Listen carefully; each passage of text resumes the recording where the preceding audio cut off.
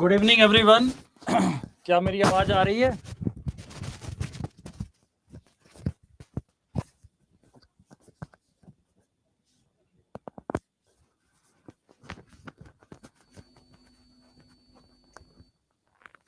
तो आज का तो पता है हमें क्या करना है।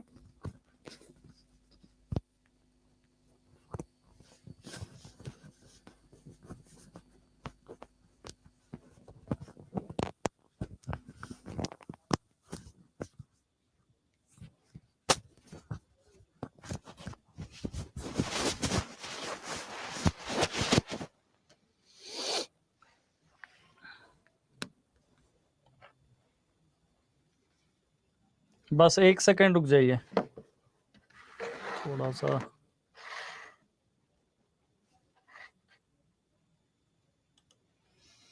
साइंस का क्या लफड़ा है, कभी 11 बजे कभी 5 बजे, उसको भी देखते हैं।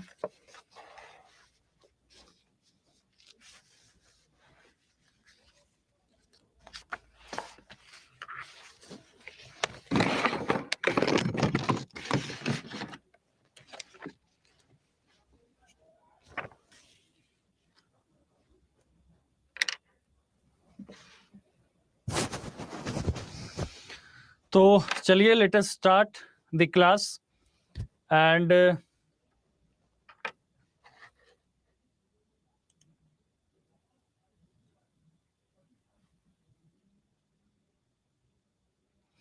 देखिए, दो ऑप्शन है। एक तो क्वेश्चंस जो कराने हैं उसमें पोल के थ्रू कराया जा सकता है, और दूसरा ऑप्शन ये है कि आप लोग ईमानदारी से, मैं प्राइवेट कर देता हूँ, चैट को प्राइवेट ही है, आप लोग अपना थोड़ा सा कैलकुलेट करते रहिए कि कितना क्वेश्चन आप लोग कर पा रहे हैं। ठीक है। क्वेश्चन की जो कंपाइलेशन है, आपको मैंने जैसा बताया कि कुछ लोगों को लगता है कि रिसोर्सेस इजीली अवेलेबल है, कुछ लोग हैं आप में से, बट आपको पता होना चाहिए रिसोर्सेस बड़ा मुश्किल से अवेलेबल है, और बहुत ज़्यादा टाइम लगा करके प्रीवियस ईयर क्वेश्चंस जो हैं, खासकर एसओ के, एसबीआई से कुछ क्वेश्चंस, एसबीआई स्पेशलिस्ट ऑफिसर, कुछ आईबीपीएस एसओ से, ऐसे करके इकट्ठा किया गया है। ठीक है। फिर भी ऐसा होता नहीं कि 100% तो कोई 100%, 100 लोगों को खुश करना मुश्किल है, लेकिन हाँ, आपको पता होना चाहिए कि क्वेश्चन को, लेवल को देखते हुए प्रयास बहुत किया गया है। ठीक है, कि क्वेश्चन आपको उस लेवल पे, उस पे सेट किया जाए आपको। ठीक है। दूसरी चीज ये है कि डाइवर्सिफाई सिलेबस है। ठीक है, डाइवर्सिफाई सिलेबस है। अब देखिए यहाँ पे कुश कुमार करें यूजीसी नेट के भी डालो सर। भैया, तो यूजीसी नेट में और इसमें फर्क भी है, बट हाँ, मैं आपकी बातों को मैं एग्री करता हूं, मैं उसका भी ध्यान रखूंगा। ठीक है। प्रेरणा परेशान है कि सेम क्वेश्चन आप यूट्यूब पे करवाते हैं। यूट्यूब एक अलग पार्ट है। कुछ क्वेश्चंस तो मैं रिवीजन के पर्पज से करवाता हूं कि चलो रिवीजन होते रहे, आप ध्यान दीजिए, देंगे हमारी बातों पे, क्योंकि जो भी बातें आप की है वो सब हमें तो जानकारी होनी चाहिए ना, वो सब पता भी चलना चाहिए। तो यहाँ पे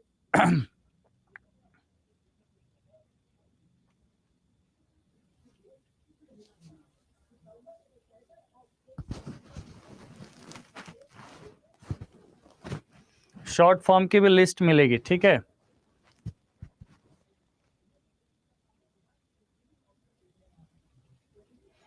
पीडीएफ तो मैं हर क्लासेस की देता हूं, तो पीडीएफ के लिए ध्यान देने की कहां तक बात है।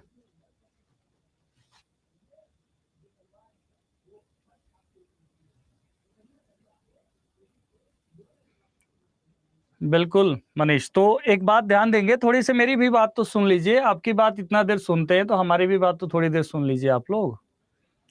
दुर्गा कह रही कि जवाब नहीं देते।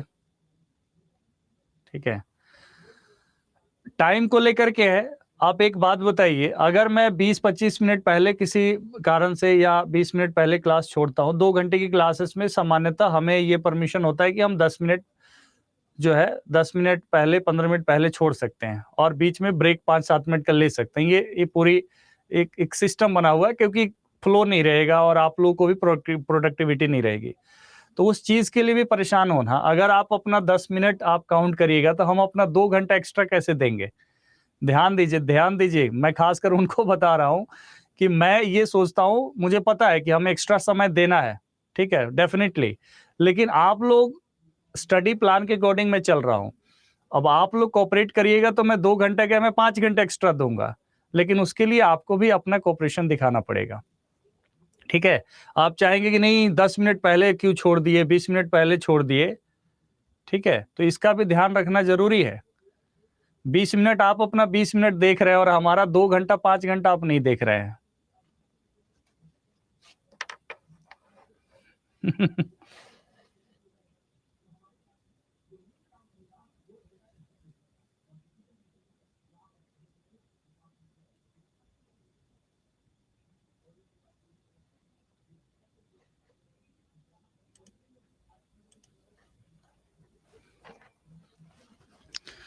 चलिए यहाँ पे आज का पहला क्वेश्चन है।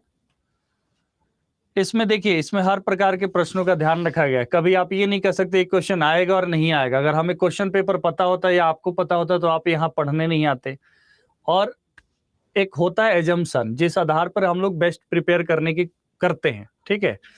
तो यहाँ पर ये देखिए, who created the first DBMS, पहला क्वेश्चन यहाँ पे है, who created the first DBMS. अब केवल क्वेश्चन से संबंधित ही पॉइंट लिखेंगे तो ठीक रहेगा। वैसे फिलहाल अगर कुछ भी मिक्स करके लिखेंगे तो इट्स नॉट गुड, कि फिर ध्यान जो होगा वो डाइवर्ट होगा। आप कोशिश करिए कि क्वेश्चन का आंसर ही देने का, ठीक है।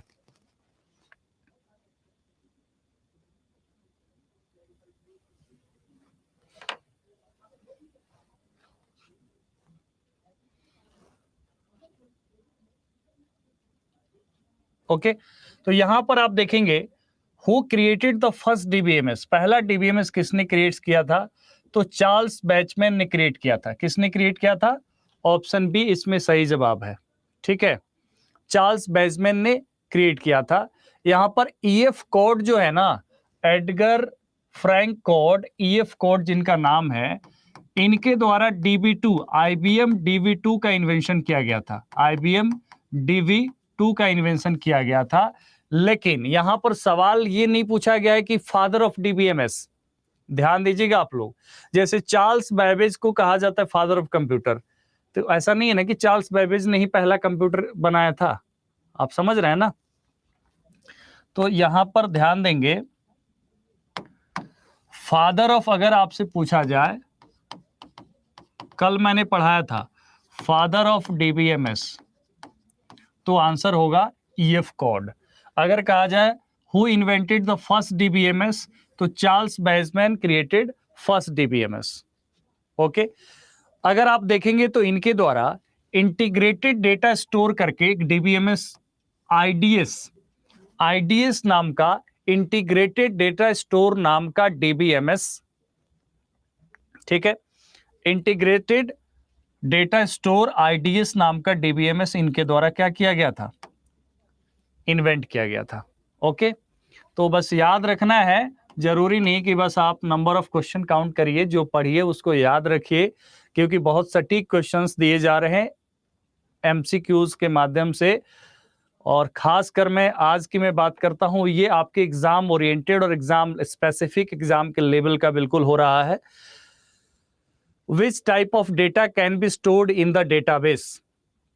Which type of data can be stored in the database? पहला ऑप्शन है image oriented data, text files containing data, data in the form of audio और video, all of the above, none.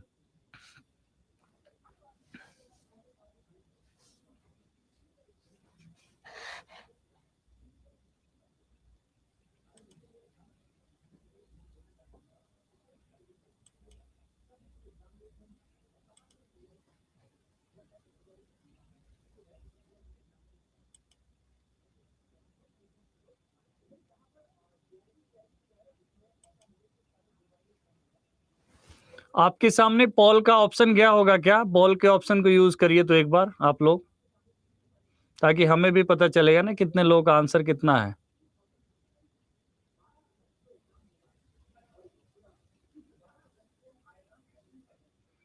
आप लोग Paul के माध्यम से ही answer करिए, ठीक है। थोड़ा सा टाइम इसमें लगता है, ठीक है, थोड़ा सा टाइम लगता है, बट थोड़ा सा कोऑपरेट करिएगा आप लोग, क्योंकि टाइम लगेगा इसमें, मुझे ऑप्शंस डालने पड़ते हैं ना बार बार, समझ गए? एक एक क्वेश्चन का ऑप्शन डालना पड़ता है ना, सही आंसर क्लिक करना पड़ता है। ओके, तो चलिए हम लोग इसको डिस्कस कर लेते हैं, ठीक है। देखिए इसमें which type of data can be stored in the database, क्योंकि डिस्कशन भी जरूरी है, उसके बाद हम पॉल पे आप लोग क्लिक कर दीजिएगा। Okay, image oriented data, text files containing data, data in the form of audio और video, all of the above. तो आंसर क्या होगा? ऑल ऑफ द अबव होगा, ठीक है, all of the above answer होगा। चलिए चार्ट ऑफ कर देता हूं अब। ओके, तो ऑल ऑफ द अबव क्या हो जाएगा? सही जवाब हो जाएगा, क्योंकि देखिए there are two type of data, structure data and unstructured data. Data दो टाइप का होता है, स्ट्रक्चर्ड और अनस्ट्रक्चर्ड। स्ट्रक्चर्ड डेटा का मतलब होता है जो आप कह सकते हैं जिसका फिक्स्ड लेंथ है, फिक्स साइज है, ठीक है, तो स्ट्रक्चर्ड डेटा है। जैसे कोई न्यूमेरिक वैल्यू, कोई नाम है, कोई एड्रेस है, इट्स ऑल, दैट्स ऑल। अगर हम अनस्ट्रक्चर्ड डेटा की बात करें तो ये मीडिया डेटा है। कौन सा डेटा है? अनस्ट्रक्चर्ड डेटा जो है ये एक प्रकार का मीडिया डेटा है। जैसे इमेज है, ठीक है, जैसे इमेज है, पिक, या फिर अगर हम बात करें कोई वेब पेज है, तो web page consist of image, text, ठीक है, इमेज टेक्स्ट मतलब ग्राफिक्स मिलकर के वेब पेज बनता है। तो वेब पेज कौन सा डेटा हुआ? अनस्ट्रक्चर्ड डेटा हुआ। इमेज कौन सा डेटा? Unstructured data. या MPG4, MP4 file, MP3 file, audio, MP4 जो MPEG4 होता है, मोशन पिक्चर एक्सपर्ट्स ग्रुप, ठीक है, motion picture expert group MPG4। तो यहां पर ये सब डेटा जो अनस्ट्रक्चर्ड डेटा है। तो एक डेटाबेस क्या करता है, कोई भी किसी भी प्रकार का डेटा हो तो स्टोर करेगा ना, स्ट्रक्चर्ड भी और अनस्ट्रक्चर्ड भी। तो all of the above answer होगा। यहां पर थर्ड क्वेश्चन है, which of the following is not a type of database? Hierarchical, network, distributed, decentralized, none.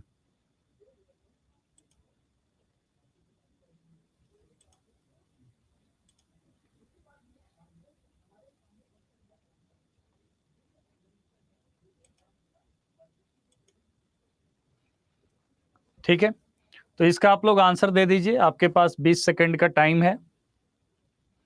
Which of the following is not a type of database?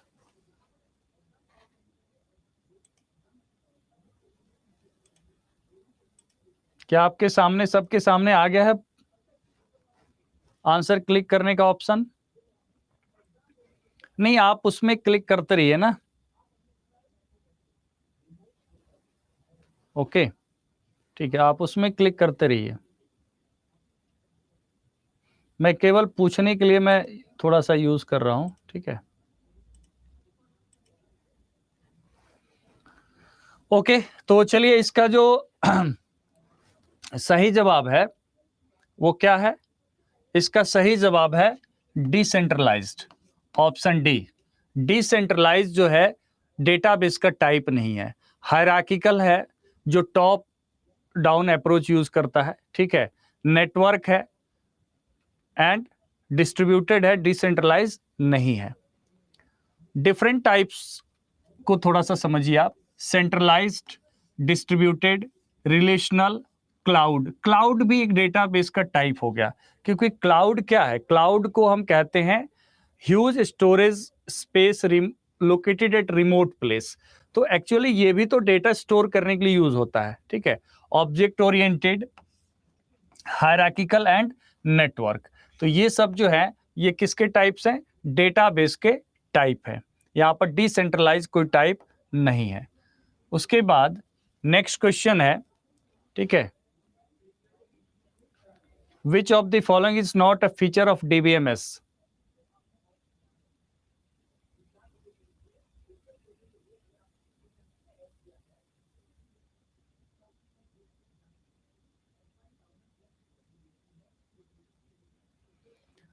minimum duplication and redundancy of data, high level of security, not a feature, support ACID property,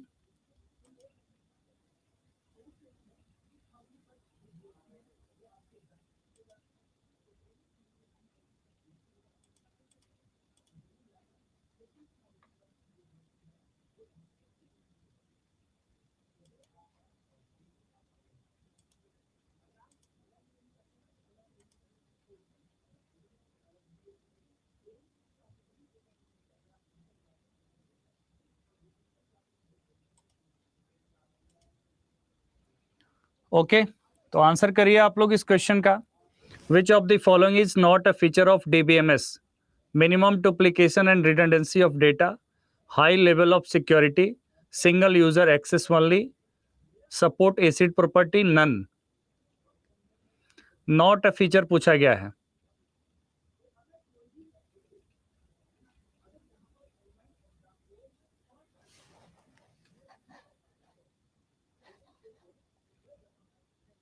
okay तो यहां पर आप देखेंगे minimum duplication and redundancy of data.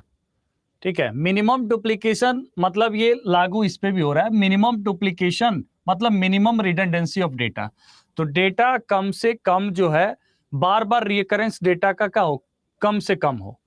Redundancy मतलब same data occurring at different places and same data का recurrence क्या redundancy है। तो रिडंडेंसी क्या हो, मिनिमम हो, ये तो फीचर है। मिनिमम डुप्लीकेशन और रिडंडेंसी ऑफ डेटा ये फीचर है। हाई लेवल ऑफ सिक्योरिटी ये फीचर है कि कोई भी एक्सेस ना करे डेटाबेस या डेटा को। सिंगल यूजर एक्सेस नहीं है, मल्टी यूजर। सिंगल यूजर होता तो कोई डेटाबेस यूज ही ना करता। तो ये क्या फीचर नहीं है। ठीक है, मतलब ये आपका सही जवाब होगा। सपोर्ट एसिड प्रॉपर्टी, कल ही हम लोगों ने पढ़ा था कि एसिड प्रॉपर्टी को क्या करता है, सपोर्ट करता है। ठीक है, तो यहां पर आंसर सी हो जाएगा। नेक्स्ट यहां पर आप देखेंगे थोड़ा सा इसके बारे में। DBMS allow multiple users to access and manipulate the database concurrently. DBMS क्या अलाउ करता है? DBMS अलाउ करता है कि मल्टीपल यूजर डेटाबेस को एक्सेस करें और सेम टाइम में एक्सेस करें, उसको मैनिपुलेट करें। तो ये है DBMS। जैसे ट्रांजेक्शन्स कैसे पॉसिबल होते हैं, करोड़ों लोग या लाखों लोग एक समय में क्या कर रहे हैं, एक ही एप्लीकेशन को यूज कर रहे हैं, that consist of the front end and the back and. और लाखों लोग जैसे फॉर्म अप्लाई कर रहे हैं, तो हजारों लोग फॉर्म अप्लाई कर रहे हैं एट द सेम टाइम, और सबका डेटा क्या हो रहा है, सेव हो रहा है। सभी लोग लॉग इन कर रहे हैं, एक साथ में मल्टीपल पर्सन लॉग इन कर रहे हैं। तो यहां पर मल्टीपल यूजर एनवायरमेंट है। It provides mechanism to handle concurrent access, मतलब रियल टाइम या सेम टाइम में एक्सेस करना, to ensure data consistency and integrity among multiple users. ठीक है, उसके बाद the important features of database management system, दोबारा से यहां पर minimum duplication and redundancy of data. Redundancy क्या है, डेटा जो बार बार रीअकर हो रहा है, तो मिनिमम होना। High level of security, multiple user access and support acid property. ठीक है, उसके बाद नेक्स्ट क्वेश्चन यहां पर है,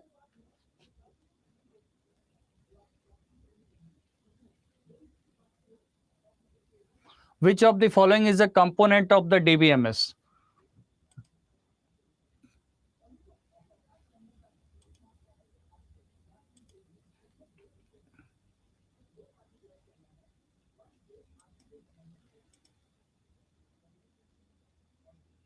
पूछा गया आपसे DBMS का कंपोनेंट है।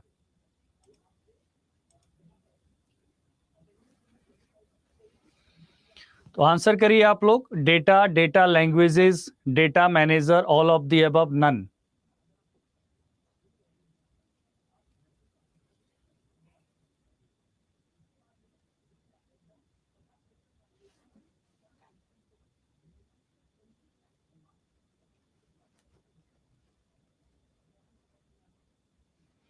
तो यहां पर आपको पता है कि डेटा हो या डेटाबेस के लैंग्वेजेस हो, चाहे वो डेटा डेफिनेशन लैंग्वेज हो, मैनिपुलेशन लैंग्वेज हो, डेटा कंट्रोल लैंग्वेज हो, ट्रांजेक्शन कंट्रोल लैंग्वेज हो, data managers, all of the above. तो यहाँ पर आंसर क्या हो जाएगा? All of the above are the components of the DBMS. Option D is right. यहाँ पर हम बात करेंगे थोड़े से डीबीएमएस कंपोनेंट की। तो इसमें दो प्रकार के कंपोनेंट है, एक हार्डवेयर, एक सॉफ्ट। मतलब एक तो यहाँ पर हार्डवेयर कंपोनेंट भी होता है, जैसे डेटाबेस एक्चुअली मेंटेन कहाँ पर होगा? कहीं ना कहीं हार्ड ड्राइव में होगा, ठीक है। तो यहाँ पर हार्ड ड्राइव की नीड पड़ती है, ठीक है। यूजर को इंटरेक्ट होने के लिए मॉनिटर की नीड होती है। तो हार्डवेयर के लिए यहाँ पर कंपोनेंट क्या है? डीबीएमएस। यहाँ पर हार्डवेयर कंपोनेंट में जैसे हार्ड ड्राइव तो मेन है, मॉनिटर ईटीसी। सॉफ्टवेयर कंपोनेंट क्या है?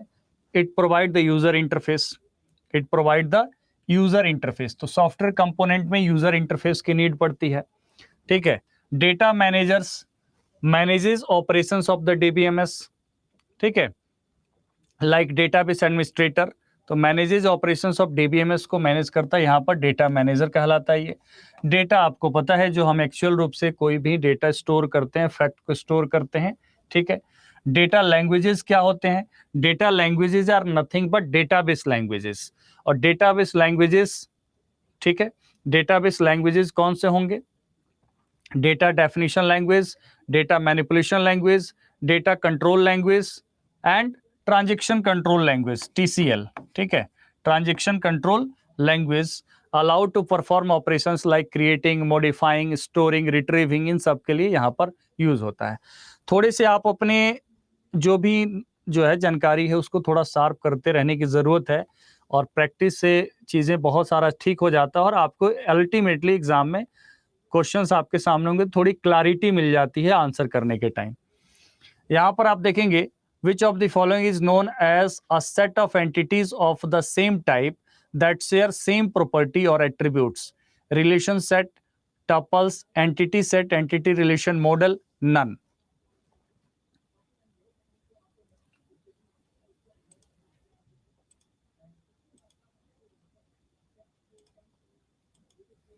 आंसर करिए क्या होगा? इसका आंसर क्या होगा इस क्वेश्चन का? थोड़ा सा मैं आप लोगों की जानकारी लेते रहूं, काम कर रहा है कि नहीं सब कुछ ठीक से। आंसर यहां मत लिखिएगा, आंसर पोल में ही दे दीजिएगा। Everything is going fine.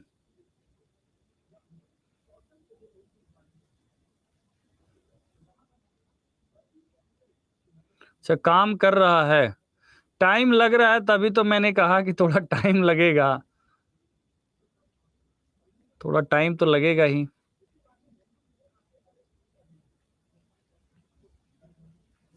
Okay, but कोई बात नहीं, टाइम थोड़ा सा लगे। जितना टाइम आपका ज्यादा लग रहा है, इतना टाइम आपको ज्यादा कराया जाएगा।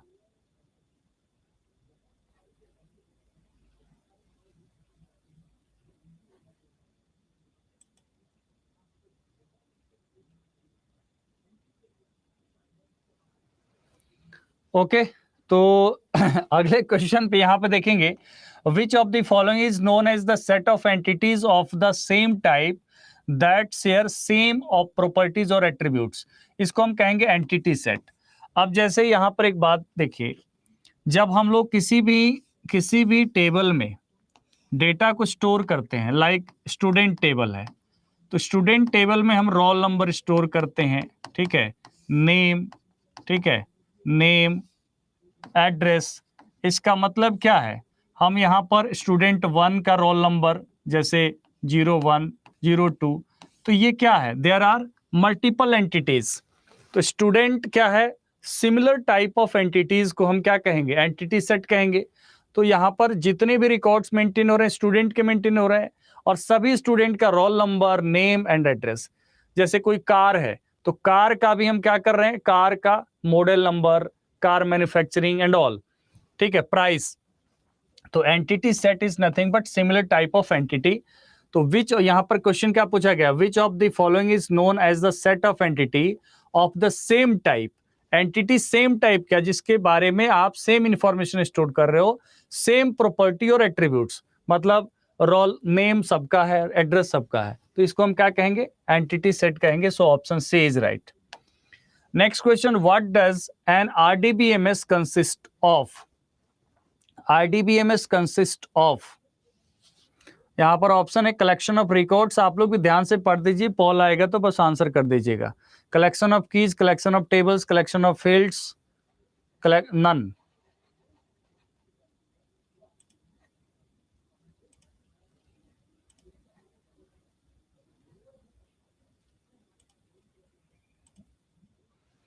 आंसर करिए क्या होगा इसका। कलेक्शन ऑफ रिकॉर्ड्स को आरडीबीएमएस मतलब कहेंगे, या RDBMS consist of collection of records, collection of keys, collection of tables, collection of fields, none.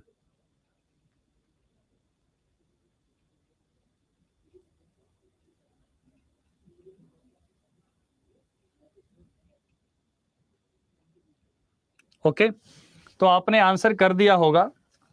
यहां पर आप देखेंगे आरडीबीएमएस इसको कहा ही जाता है रिलेशनल डेटाबेस मैनेजमेंट सिस्टम। तो रिलेशनल डेटाबेस मैनेजमेंट सिस्टम मतलब यहां पर there are multiple relations are used to store the data. Multiple relations मतलब relation is called table, because in relation we store data in the form of rows and column. Intersection of row and column is called field. तो we can say database means RDBMS is a collection of consist of collection of tables। तो there are collection of tables। ये सब जो चीजें हैं ये table के अंदर का पार्ट है। टेबल के अंदर हम रिकॉर्ड मेंटेन कर रहे हैं, टेबल के अंदर ही फील्ड है, टेबल के अंदर ही हम क्या कर रहे हैं, की कर रहे हैं। तो एक्चुअली आरडीबीएमएस क्या है, टेबल है, collection of relations, collection of table. So option C क्या हो जाएगा, सही जवाब हो जाएगा। देखिए यहां पे क्वेश्चन नंबर 8 है। Question number 8, the values appearing in given attributes of any tuple in the referencing relation must likewise occur in specified attributes of at least one tuple in the reference relation according to integrity constant। fill in the blanks integrity constant। तो question number 8 का answer क्या होगा, ये answer दे दीजिए आप लोग। Referential integrity constant कहा जाएगा, इसे प्राइमरी कहा जाएगा, रेफरेंसिंग कहा जाएगा, स्पेसिफिक कहा जाएगा, नन कहा जाएगा।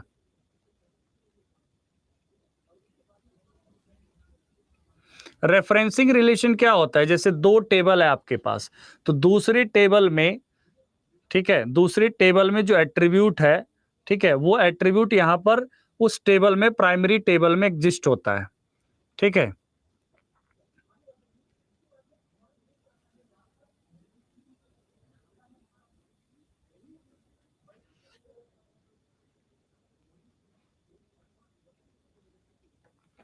तो इसका आंसर क्या होगा, इसको कहा जाता है referential integrity constant. Referential integrity constant क्या होता है, सपोज एक रिलेशन है, तो उस रिलेशन में अगर हमने कोई भी एट्रीब्यूट स्पेसिफाई किया है और उस एट्रीब्यूट को वहां भी क्या किया, यूज किया एज द, जैसे फॉरेन की, तो दूसरी टेबल में यहां पर उसको प्राइमरी की, वहां पे फॉरेन की, तो यहां पर इसे क्या कहा जाएगा, रेफरेंशियल इंटीग्रिटी कांस्टेंट कहा जाता है।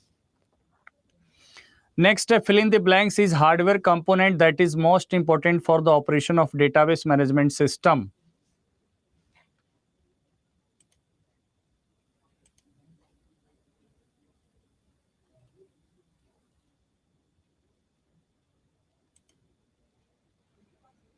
बताइए क्या होगा answer. Microphone, high speed large capacity disk को store data, high resolution video display, printer, none.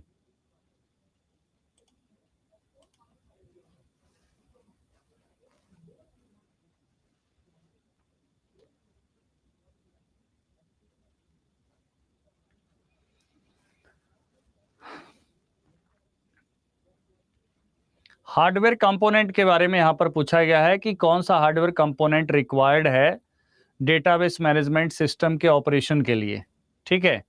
Microphone, high speed large capacity disk को स्टोर डेटा, तो यहां पर आंसर क्या हो जाएगा, high speed large capacity disk को स्टोर डेटा।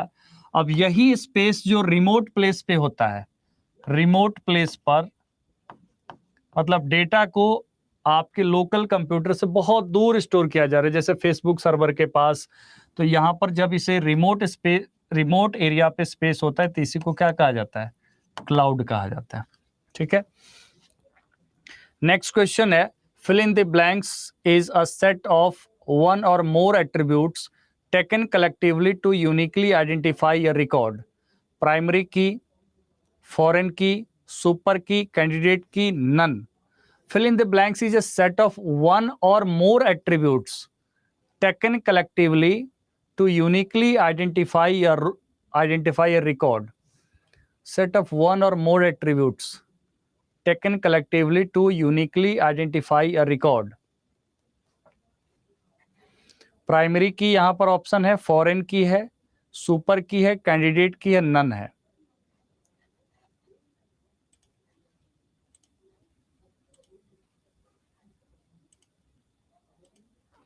क्या होगा answer?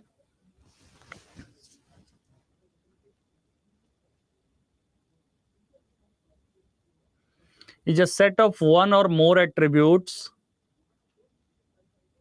taken collectively to uniquely identify a record.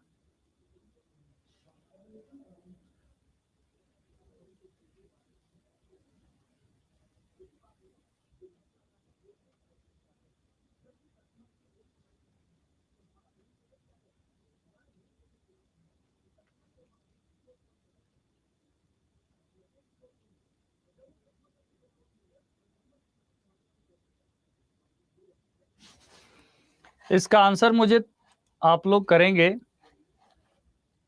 वैसे भी आंसर करेंगे आप लोग थोड़ा सा।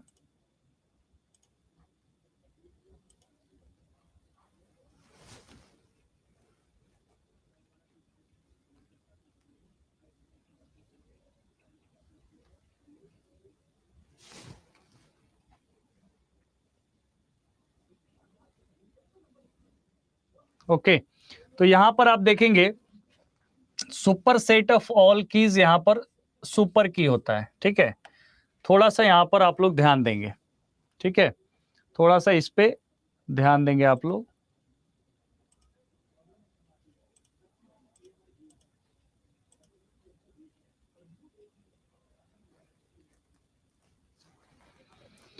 यहां देखेंगे सबसे पहले एक टेबल है एम्प्लॉई, और ये आपको दिख रहा है employee ID, employee name, employee license number, employee passport number and department ID. ये एक टेबल है। ठीक है, मतलब एक रिलेशन ये है। दूसरा रिलेशन टेबल 2, यहां पर आप देखेंगे टेबल 2 क्या है, डिपार्टमेंट आईडी और डेजिग्नेशन यहां पर है। ठीक है, डिपार्टमेंट आईडी और डेजिग्नेशन। तो यहां पर आपको ये समझना है कि रेफरेंशियल इंटीग्रिटी कांस्टेंट जब हम अप्लाई करेंगे, इसका मतलब क्या है कि जो यहां पर आप डिपार्टमेंट आईडी यूज कर रहे हैं ये ऑलरेडी क्या होना चाहिए, यहां पर एग्जिस्ट करना चाहिए। ठीक है, या जो प्राइमरी रिलेशन में, प्राइमरी टेबल में जो यहां पर एट्रीब्यूट मतलब कॉलम है, वो यहां उसको हम क्या कर रहे हैं, यूज कर रहे हैं। ठीक है, तो यहां पर एक बात और समझना है, जब हम की के संदर्भ में बात कर रहे हैं तो कीज आपको पता है कि प्राइमरी की, पहले तो हम ये देखेंगे कि इनमें से कौन कौन से यूनिक एट्रीब्यूट्स हैं जो प्राइमरी की हो सकता है। जैसे यहां पर हमने देखा कि देयर आर ऑप्शन की पासपोर्ट नंबर भी यूनिक है। एम्प्लॉई आईडी क्या है, ये तो अपने आप में एक यूनिकनेस के लिए एक आईडी दिया ही गया है, एक एट्रीब्यूट यहां पर जो डेटाबेस में हम अपना यूज कर रहे हैं। ठीक है, एम्प्लॉई नेम नहीं होगा, एम्प्लॉई लाइसेंस नंबर भी यूनिक होता है और यहाँ पासपोर्ट नंबर भी यूनिक होता है। मतलब there are 3 possible attributes are present in this relation that can uniquely identify this record. Okay, तो इस 3 को हम क्या कहेंगे, कैंडिडेट की कहेंगे। क्या कहेंगे, कैंडिडेट की कहेंगे। यहां तक तो क्लियर है।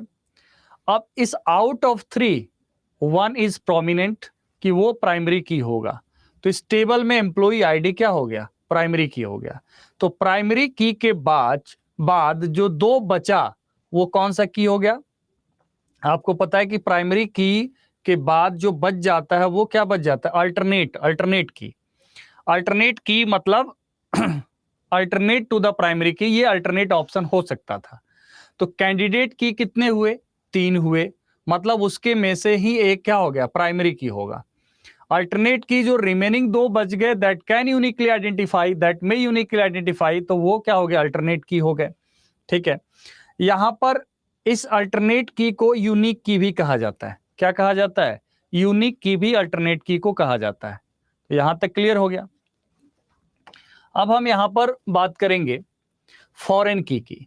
तो यहां पर डिपार्टमेंट आईडी यूज किया गया और उसी को यहां पर रेफरेंस किया गया, रेफर किया गया। ठीक है, क्यों? क्योंकि ये जो डिपार्टमेंट आईडी है वो दोनों के बीच में क्या कर रहा है? रिलेशन स्टैब्लिश कर रहा है। ठीक है, रिलेशन स्टैब्लिश करने के लिए एक यहां पर डिपार्टमेंट आईडी यूज किया गया जो यहां भी एग्जिस्ट कर रहा है।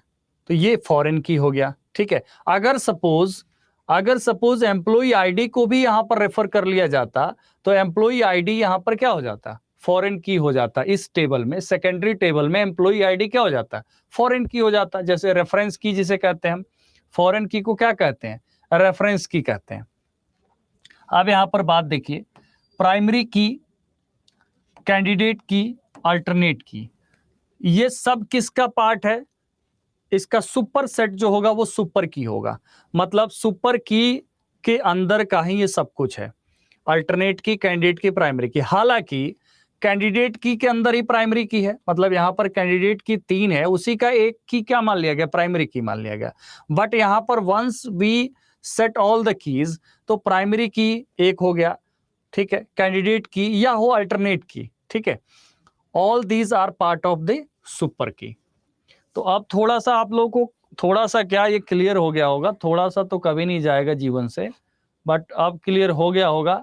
मैं जानना चाहता हूं क्लियर हुआ या नहीं हुआ। मैंने इस टॉपिक के दौरान भी आपको बताया था कि मान लीजिए सुपर की है, इसी में ये कैंडिडेट की हो गया और इसी में क्या हो गया? प्राइमरी की हो गया। ओके,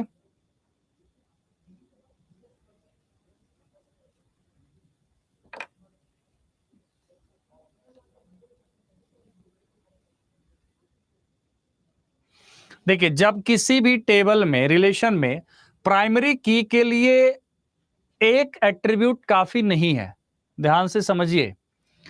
प्राइमरी की के लिए मैं क्वेश्चन देख लिया हूं आपका, आप लोगों का, चिंता मत करिए आप लोग। आपको अगर यहां पर यह पूछा जाए कि अगर प्राइमरी की के लिए कोई भी एट्रीब्यूट अगर अलोन इनफ है तो उस केस में कंपोजिट की जरूरत नहीं पड़ेगी। When two attributes are taken collectively to uniquely identify a record, ठीक है, दो को कलेक्टिवली यूज किया जाए यूनिकली आइडेंटिफाई करने के लिए, तब उस केस में हम क्या कहेंगे? उस केस में उस कंपोजिट की कहेंगे। मतलब प्राइमरी की कंपोज्ड ऑफ 2 कीज, बट इस टेबल में ऑलरेडी अवेलेबल है, तो यहां पर हम कंपोजिट की का यूज नहीं करेंगे। कंपोजिट की का यूज करेंगे जब किसी रिलेशन में हमारे पास कोई ऐसा एट्रीब्यूट नहीं है जो यूनिकली आइडेंटिफाई करे, और लेकिन 2 ऐसे एट्रीब्यूट हैं जो जिनको मिला दिया जाए तो यूनिकली आइडेंटिफाई कर सकते हैं, तो वो प्राइमरी की हो, मतलब वो कंपोजिट की हो जाएगा। ठीक है, अब यहां पर आगे अब चलेंगे। Which command is use to remove a relation from an SQL? Which command is used to remove a relation from an structured query language? Okay,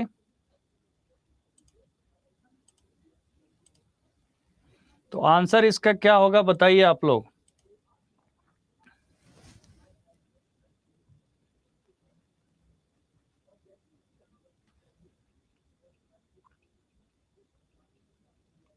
drop table, delete, purge, remove, none.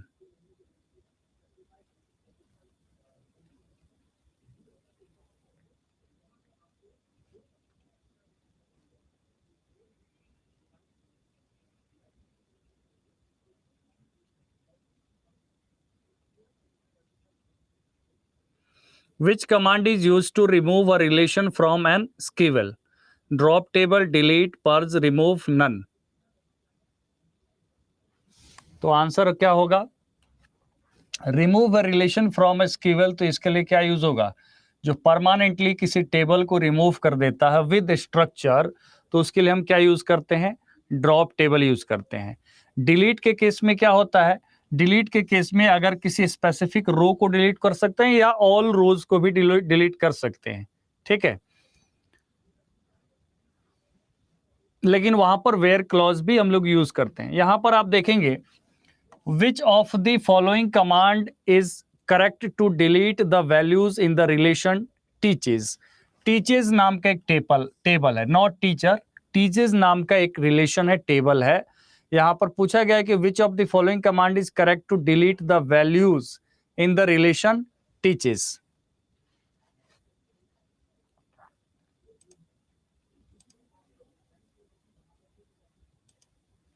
यहां पर इस question में आपसे क्या पूछा गया है? आपसे पूछा गया है कि वैल्यूज को डिलीट करना है, मतलब रिलेशन को डिलीट नहीं करना है, वैल्यूज को, उसके वैल्यूज को डिलीट करना है। तो इसमें से क्या कमांड यूज होगा?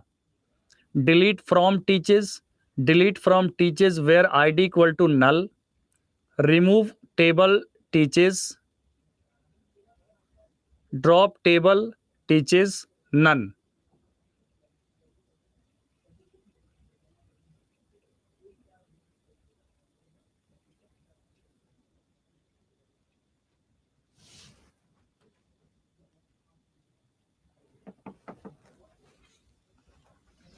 आंसर होगा इसका delete from teaches. Answer A होगा, ठीक है।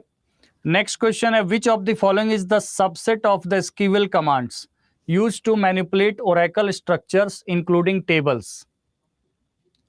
Which of the following is a subset of SQL commands used to manipulate Oracle structures including tables?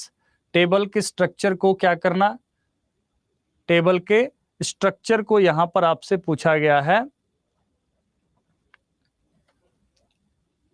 Manipulate करना। Data described language, data retrieval language, data manipulation language, data definition language. क्या होगा answer?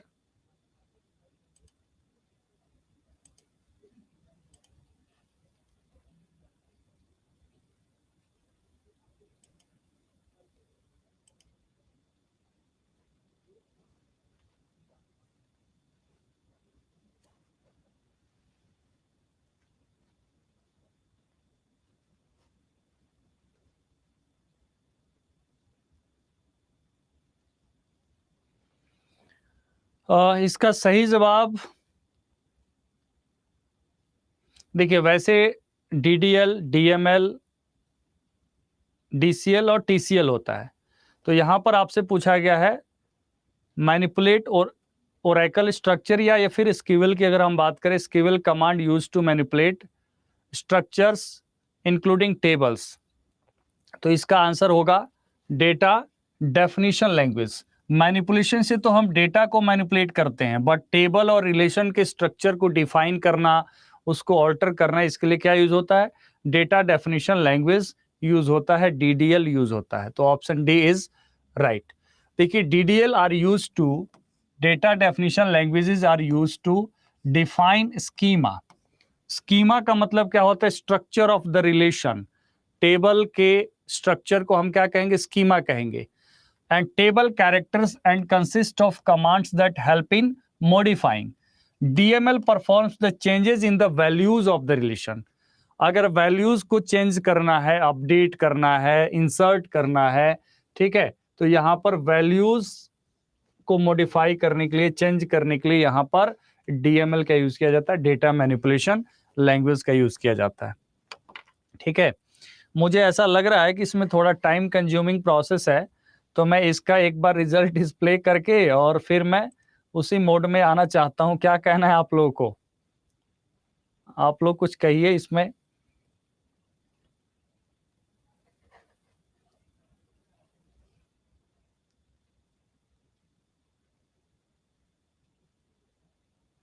पोल ठीक है?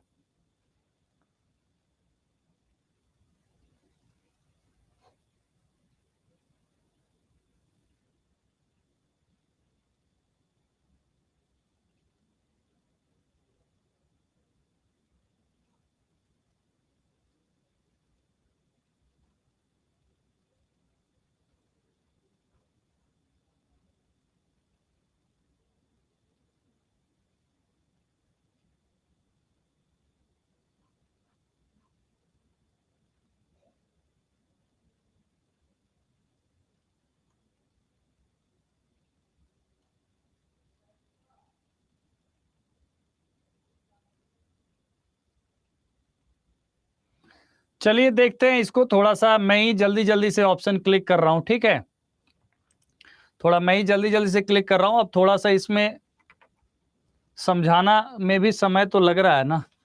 अब देखिए यहाँ पे next question ये है कि which one of the following given statements possibly contains the error. इनमें से किस में एरर है? Select start from employ where employ ID equal to, ठीक है, select employ ID from employ, possibly contains the error यहां पूछा गया। Select employ ID from employ where employ ID equal to select employ ID from employ. आप लोग एक बार इसको पढ़िए, क्या होगा आंसर।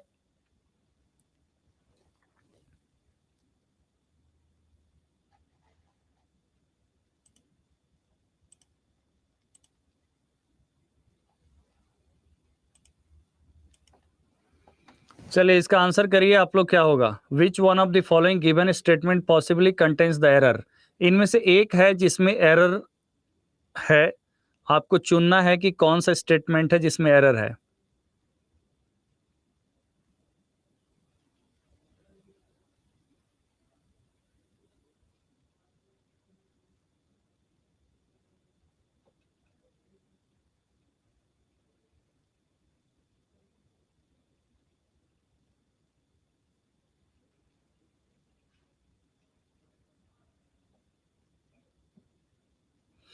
यहां पर आप देखेंगे ऑप्शन डी जो है, ऑप्शन डी में फ्रॉम क्लॉज का यूज हुआ ही नहीं है। तो फ्रॉम क्लॉज जो है, सेलेक्ट स्टेटमेंट में फ्रॉम क्लॉज रिक्वायर्ड है और फ्रॉम क्लॉज इसमें नहीं है, इसलिए क्या है ये, इसमें एक एरर है। ओके, तो option D is right. Next question है, the term FAT is stands for.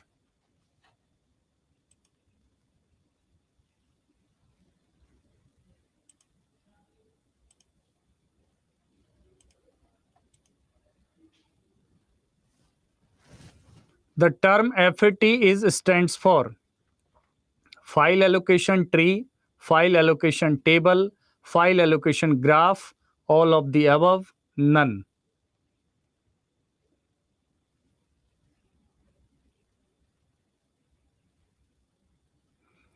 हो गया आंसर। देखिए यहां पे आंसर क्या होगा, फाइल एलोकेशन टेबल। दरअसल फाइल एलोकेशन टेबल ये ऑपरेटिंग सिस्टम का फाइल एलोकेशन टेबल एक मेथड है डेटा स्टोर करने का। जो ओल्ड टेक्नोलॉजी है फाइल एलोकेशन टेबल, इसके जगह पर क्या आ गया है, न्यू टेक्नोलॉजी फाइल सिस्टम आ गया है, NTFS, new technology file system. तो ऑप्शन बी क्या क्या होगा यहाँ पर, सही होगा। थोड़ा सा आप जान लीजिए इसके बारे में। एफएटी आपको पता है फाइल एलोकेशन टेबल होता है, ठीक है। तो एफएटी क्या है, एक फाइल स्ट्रक्चर है और फाइल आर्किटेक्चर इसे कहा जाता है। File structure, file allocation table is a file structure और file architecture in which all the information about the files, where they are stored and where all these files need to be stored, or in which dictionary, all the information generally stored in a file structure. File allocation table contains all the details about the file, ठीक है, कौन सा file है, कहां पर store हो रहा है, इसका पूरा डिटेल होता है फाइल एलोकेशन टेबल में।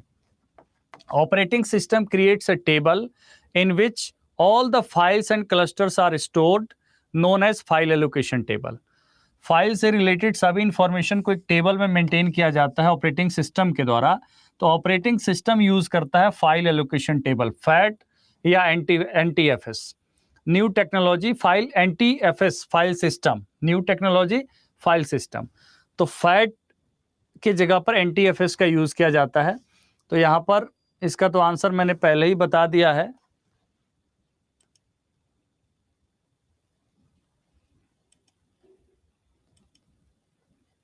फिर भी आप लोग आंसर दे दीजिए, याद रहेगा एग्जाम के टाइम में।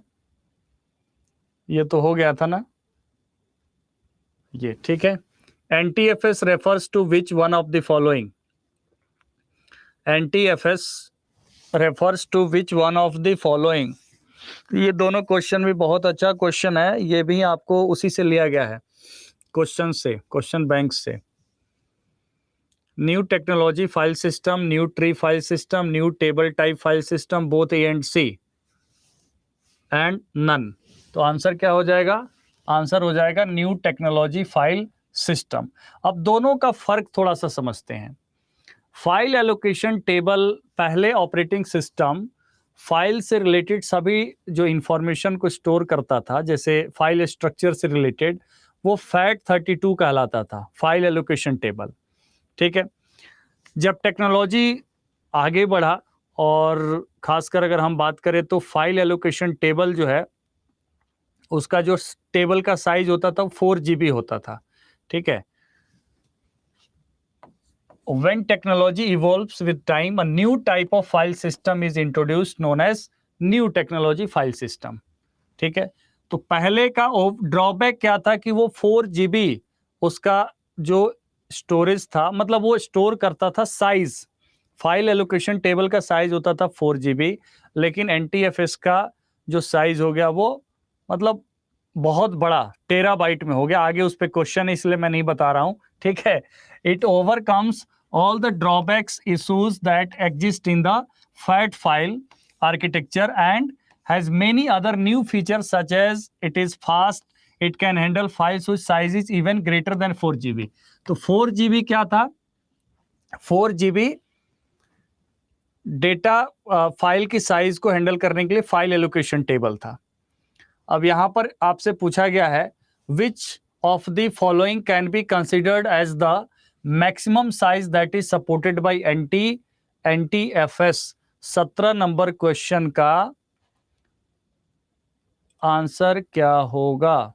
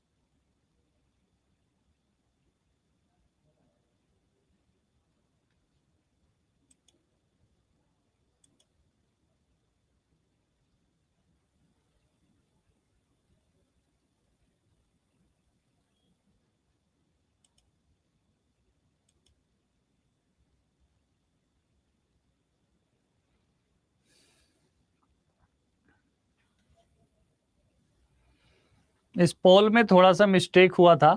ठीक है। ये क्वेश्चन बाई क्वेश्चन का ऑप्शन था। ठीक है। कोई बात नहीं, हमने तो आपको एक्सप्लेन किया ही है सब कुछ। तो आंसर इसमें क्या होगा? 16 टेराबाइट। इसका आंसर क्या होगा? 16 टेराबाइट। ओके। क्योंकि इसमें आपके सामने एक ही रिस्पॉन्स आया होगा।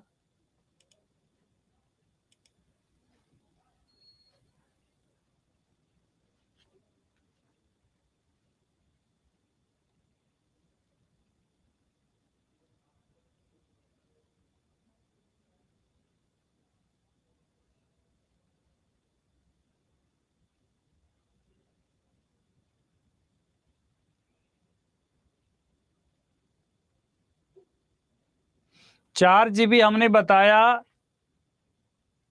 4 GB हमने बताया फाइल एलोकेशन टेबल के लिए, फैट के लिए। ये NTFS क्वेश्चन में पूछा गया है, ध्यान दीजिएगा।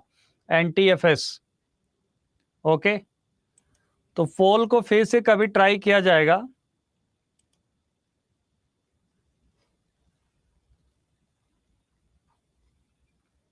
क्योंकि इसमें एक एक करके आंसर आपको दिखाना पड़ेगा।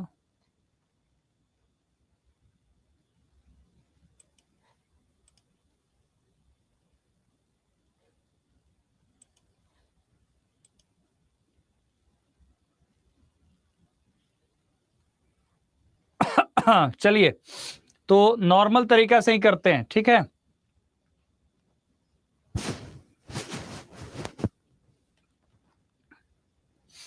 अब यहां थोड़ा सा ध्यान दीजिएगा आप लोग।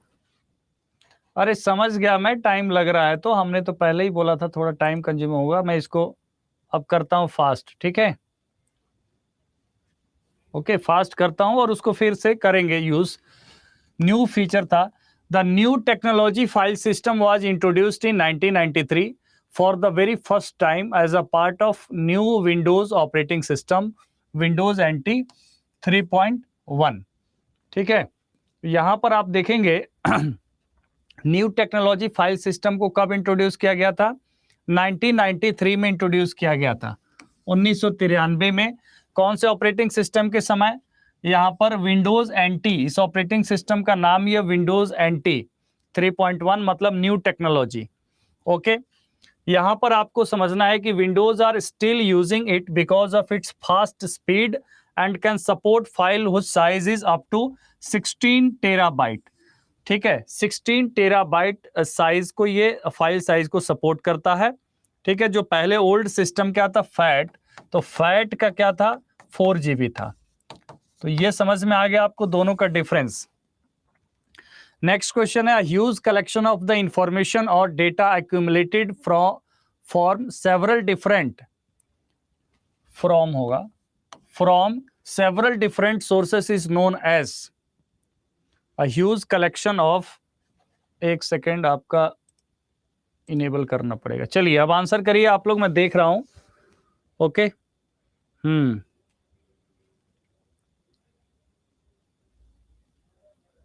डी जो लोग ऑप्शन दे रहे हैं वो क्या सोच के दे रहे हैं? मतलब उनका कंफ्यूजन क्लियर नहीं हुआ है वेयर हाउस एंड माइनिंग में, यही ना? देखिए यहां पे आपसे क्या पूछा गया? ह्यूज कलेक्शन ऑफ इंफॉर्मेशन और डेटा। एक्यूमुलेटेड का मतलब होता है एक स्टोर करना। ठीक है, स्टोर करना फ्रॉम सेवरल डिफरेंट सोर्सेस, अलग अलग सोर्सेस से डेटा को ला करके एक जगह पर स्टोर करना, डेटा वेयर हाउस कहलाता है। क्या कहलाता है? डेटा वेयर हाउस कहलाता है। माइनिंग तो होता है कि जो डेटा है उसमें से अपना डेटा को सेलेक्ट करना यूज के अकॉर्डिंग, ताकि कुछ डिसीजन उससे निकले, एनालिसिस करना। ठीक है, अनिल मैसेज आता है आपका, चिंता मत करिए। ठीक है, तो यहां पर आंसर क्या हो जाएगा? Data warehouse. Okay,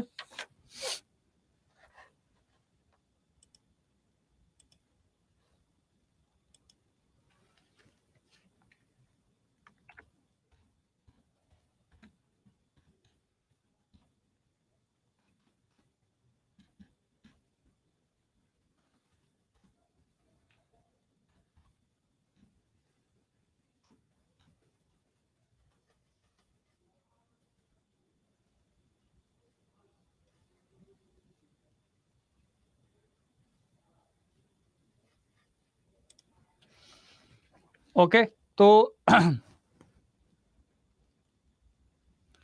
next question क्या है? Which of the following can be used to extract or filter the data and information from the data warehouse? Data redundancy, data recovery tool, data mining, both B and C, none.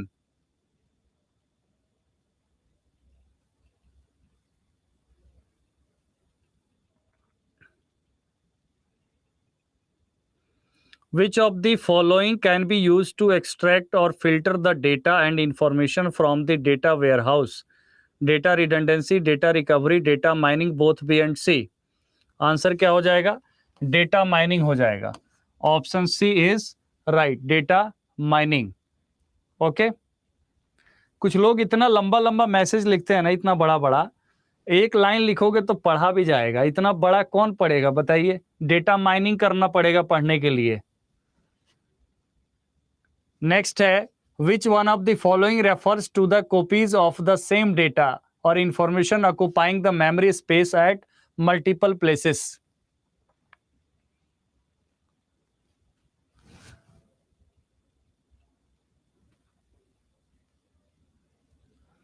Which one of the following refers to the copies of the same data or information occupying the memory space at multiple places?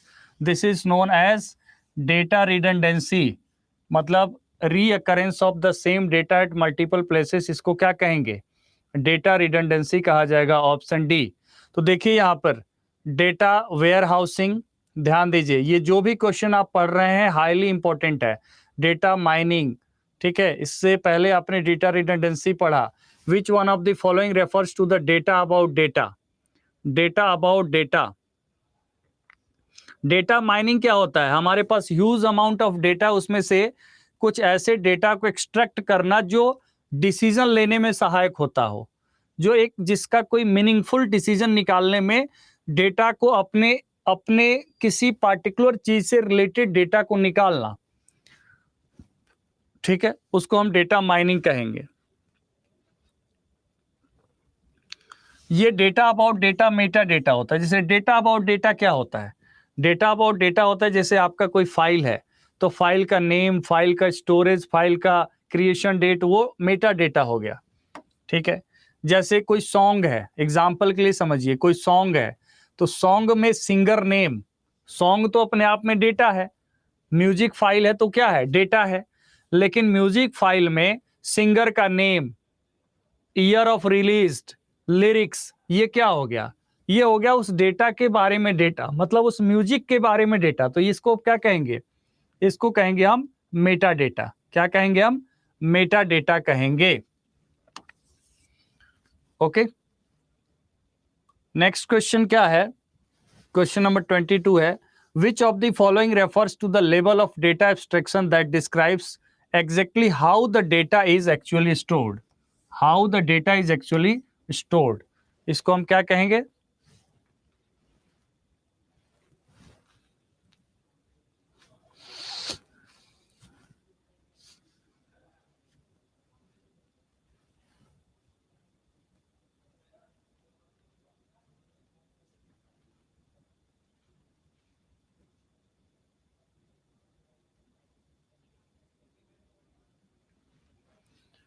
देखिए यहाँ पे how the actually data stored at physical level, मतलब physical storage में, तो इसको हम क्या कहेंगे?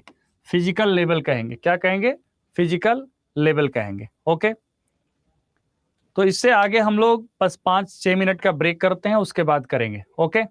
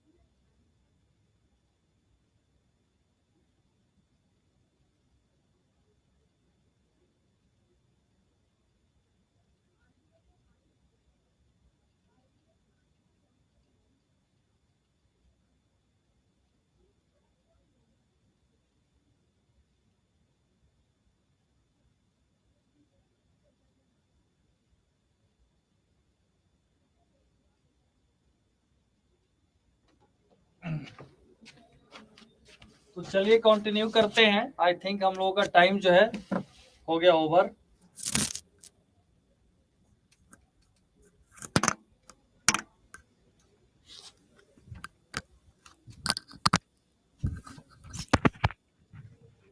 एक सेकंड।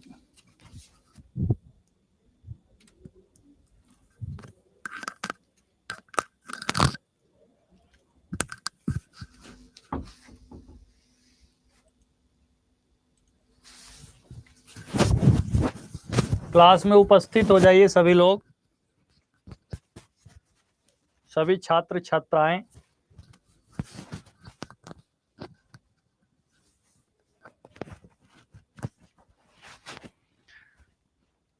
ओके, तो देखिए लॉजिकल लेवल होता है how the data is actually stored in the database. ठीक है, how the data is actually stored in the database, that is logical level. Okay sir, थोड़ा फास्ट चलिए भैया, हर कोई बुलेट ट्रेन नहीं हो सकता, थोड़ा हमें सबको देख के चलना पड़ता है।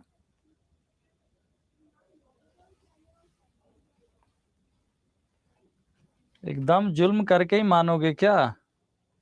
मैंने इतना बता दिया कि आप लोगों का जो टाइम कहीं भी कमी लग रहा है उतना टाइम मैं एक्स्ट्रा दूंगा, तब भी परेशान हो जाते हैं। आप लोग कैलकुलेट करके रखिएगा, 2 घंटा 3 घंटा 4 घंटा उतना टाइम मैं दूंगा। Which one of the following commands is used to restore the database to the last committed state? Save point, rollback, commit, both A and B, none. बताइए, which one of the following commands is used to restore the database to the last committed state? Last committed state.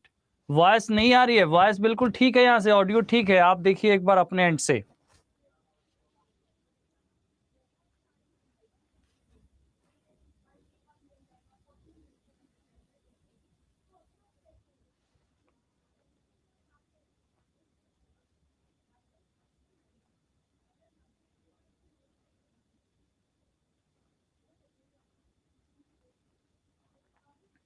देखिए यहाँ पर question पूछा गया है कि which one of the following commands is used to restore the database to the last committed state. तो इसमें क्या आंसर होगा?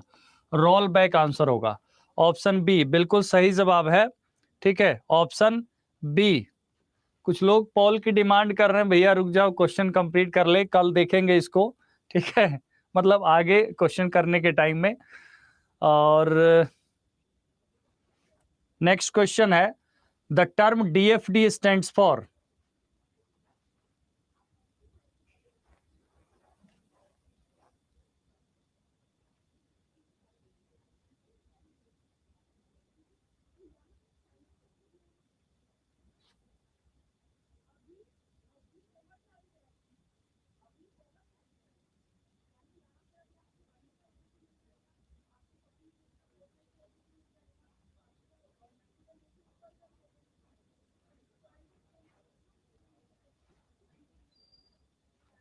डेटा फ्लो डायग्राम क्या आंसर होगा? Data flow diagram, option C is right.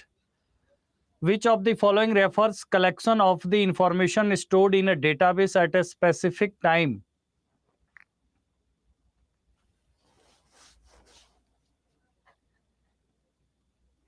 Which of the following refers collection of the information stored in a database at a specific time?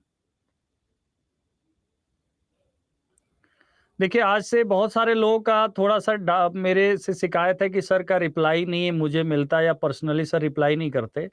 तो आज से एक मेथड मैं अपना रहा हूं आप लोगों के रिप्लाई और आप लोगों के प्रॉब्लम सुनने का। वो मेथड ये रहेगा, जैसे ध्यान देंगे आप लोग जिनका नाम ए से स्टार्ट होता है, ठीक है, ए से लेकर के डी तक वाले लेटर्स वाले का मैं प्रॉब्लम आज सुनूंगा। ठीक है, इसी तरीके से रूपम बिल्कुल इंतजार करिए, डी से ले उसके बाद ई से लेकर के किसी दिन एच तक। ठीक है, इस तरीके से जिस दिन मैं कहूंगा उस लेटर वाले का ही केवल क्वेश्चन का आना चाहिए हमारे पास। मतलब 3-4 दिन में इससे सबको समय मिलेगा। ओके,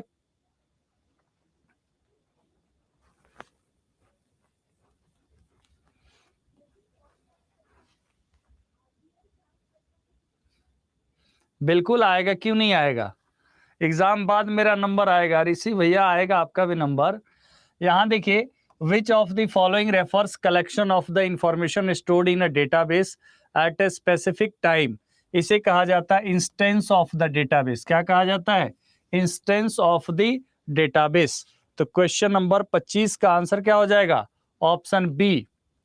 ठीक है, 25 का option B instance of the database कहलाता है।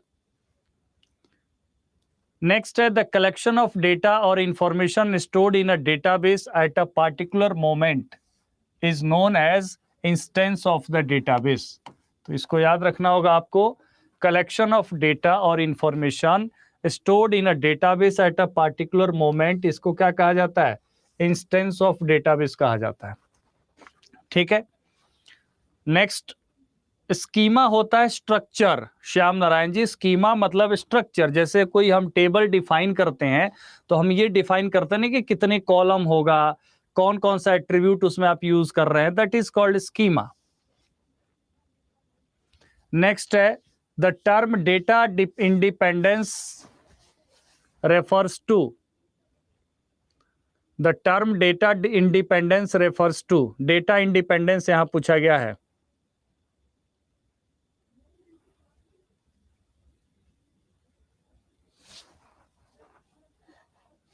चलिए, इसमें मैं पोल यूज कर रहा हूं, ठीक है।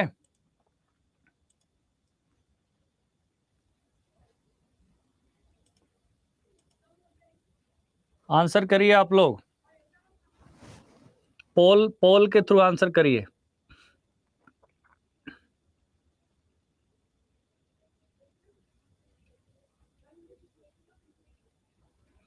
डेटा इंडिपेंडेंस रेफर्स टू,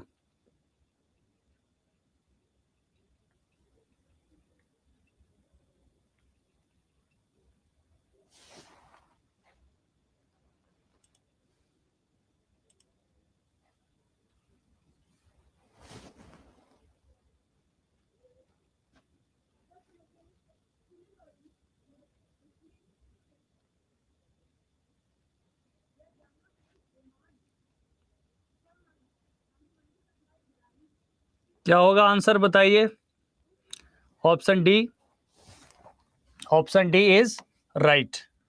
यहां देखिए, the term data independence refers that the program should not be depend on either the logical attributes of data और the physical attributes of data. Okay, next question क्या है? For what purpose the DML is provided. For, poll में answer करिएगा, रुक जाइए।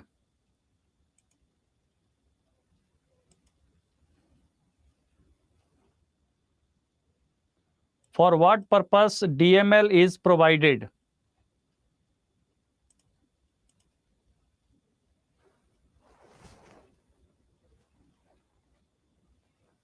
Paul use करिए, Paul. Options ABCDE।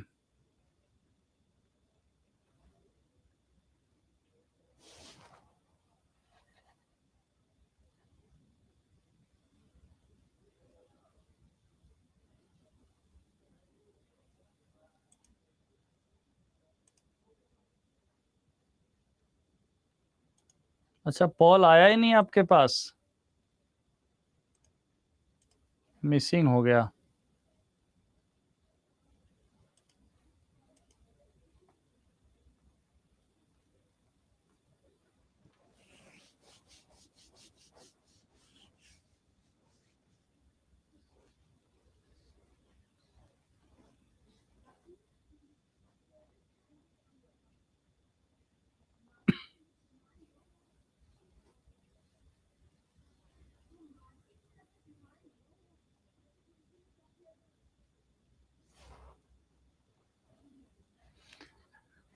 Advice करने वालों की संख्या बहुत ज्यादा हो गई है। बस लिखना है, जो मर्जी लिख दीजिए।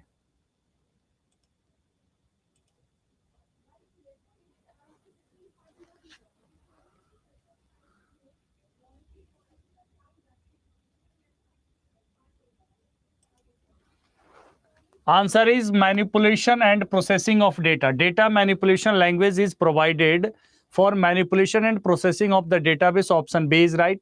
Next question है, the term ODBC stands for. ODBC का full form बताइए क्या होगा?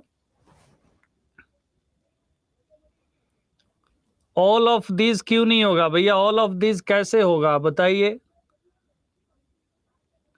ODBC stands for ODBC stands for, मैं बताया हूं, कई लोगों का गलत आंसर आ रहा है। ऐसा होता है कि नहीं बताया होता? Open database connectivity. आप लेक्चर चेक करिए, वहां पर मैं डेटाबेस कनेक्टिविटी का थोड़ा सा ही बताया था, बट मैंने ओडीबीसी जरूर बताया था। ओडीबीसी ओपन डेटाबेस कनेक्टिविटी है। ODBC open database connectivity, that is SQL based programming interface introduced by Microsoft. जो front end and back end से कनेक्टिविटी होता है, फ्रंट एंड बैक एंड से कनेक्टिविटी होता है, ये क्या होता है? ओडीबीसी के थ्रू होता है, और माइक्रोसॉफ्ट के द्वारा ओपन डेटाबेस कनेक्टिविटी दिया गया सन माइक्रो सिस्टम के द्वारा। सन माइक्रो सिस्टम आपको पता है यूएसए की कंपनी है, जिसके द्वारा जावा प्रोग्रामिंग किसका है? Java language Sun micro system में जेम्स गोसलिंग ने डेवलप किया था। ओके, और इसका जो डेटाबेस कनेक्टिविटी है उसे कहा जाता है जेडीबीसी, जावा डेटाबेस कनेक्टिविटी। तो ये भी याद रखेंगे आप लोग, Java database connectivity. Okay, next है, the database management query language is generally designed for the fill in the blanks. ठीक है,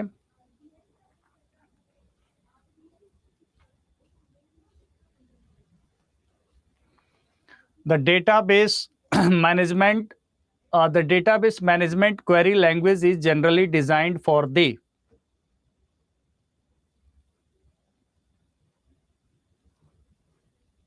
support end user who use English like commands, specifying the structure of the database, support in the development of the complex application software, all of the above. Answer all of the above होगा सही। अब इस question का भी किसी ने answer गलत किया है, बहुत लोग ऐसे हैं बी ऑप्शन किए हैं। ठीक है, मैं नाम नहीं ले रहा हूं, बस आप समझ जाइए। ठीक है, डेटाबेस क्वेरी लैंग्वेज का मतलब क्या? जैसे एसक्यूएल है, तो डेटाबेस के अंदर कोई भी काम होता है वो किसके द्वारा होता है? कोई भी काम होगा वो किसके द्वारा होगा? एसक्यूएल के कमांड्स के द्वारा ही होगा, एसक्यूएल के द्वारा ही होगा। ठीक है, तो ऐसे में जो क्वेरी होता है, हम लोग क्या करते हैं? इंग्लिश यूज करते हैं कमांड लिखने के लिए। डेटाबेस स्ट्रक्चर कैसे करते हैं? हम टेबल क्रिएट करते हैं, तभी तो डेटाबेस के स्ट्रक्चर का पता चलता है। डेटाबेस क्रिएट करते हैं, टेबल क्रिएट करते हैं। Specifying the structure of database, support in the development of complex application software. यहां पर कोई भी एप्लीकेशन सॉफ्टवेयर हम डेवलप करेंगे, उसमें विदाउट विदाउट आप ये देखिए, विदाउट डेटाबेस तो पॉसिबल नहीं है। ठीक है, ओके,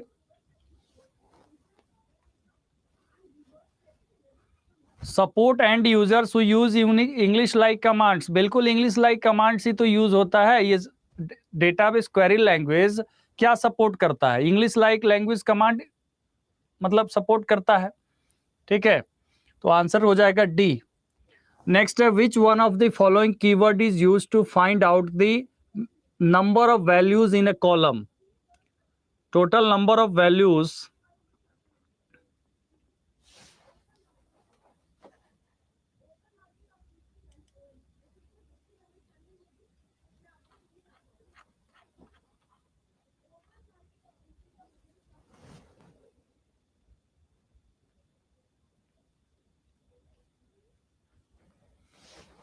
यहाँ पर क्या फंक्शन यूज होता है? काउंट फंक्शन यूज होता है। Next, which one of the following is commonly used to define the overall design of the database?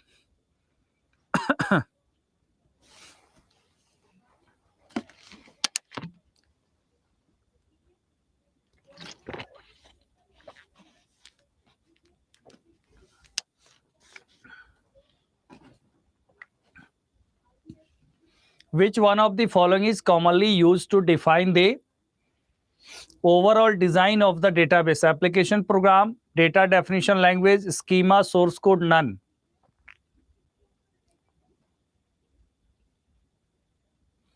Overall design of the database is called schema. क्या कहा जाएगा इसे? Schema. Almost ज्यादातर लोगों का सही है, कुछ लोगों को छोड़ करके। In the straight CGI approach, CGI का मतलब होता है कॉमन गेटवे इंटरफेस, ठीक है, common gateway interface approach to database connectivity, the internet on. Option A है the external program is located between the client and the web server. The external program is located between the database server and the database. The external program is located between the web server and the database server. There is no external program, none of these.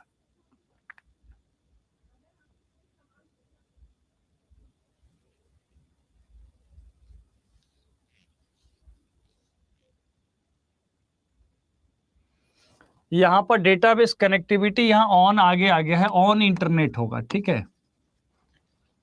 Common gateway interface approach to database connectivity, ठीक है, on the internet.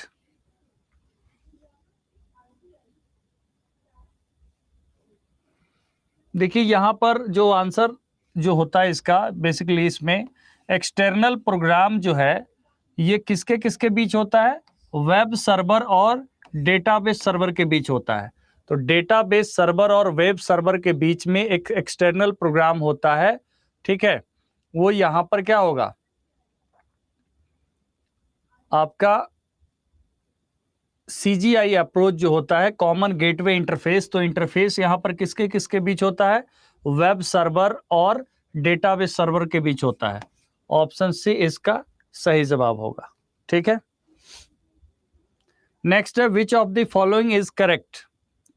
Which of the following is correct? An SQL query automatically eliminates duplicates. An SQL query will not work if there are no indexes on the relation. SQL permits attribute names to be repeated in the same relation. None of these, all of the above.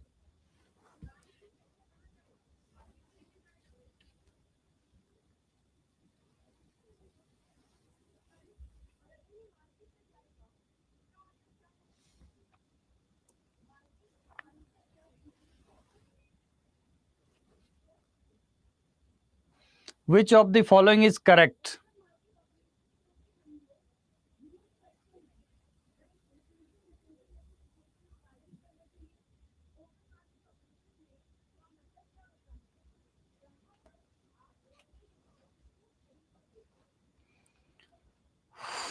An SQL query automatically eliminates duplicates.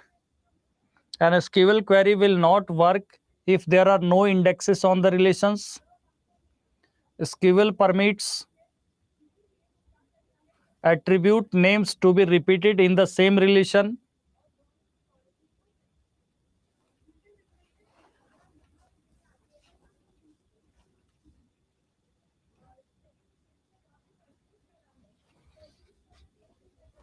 SQL query automatically eliminate duplicates.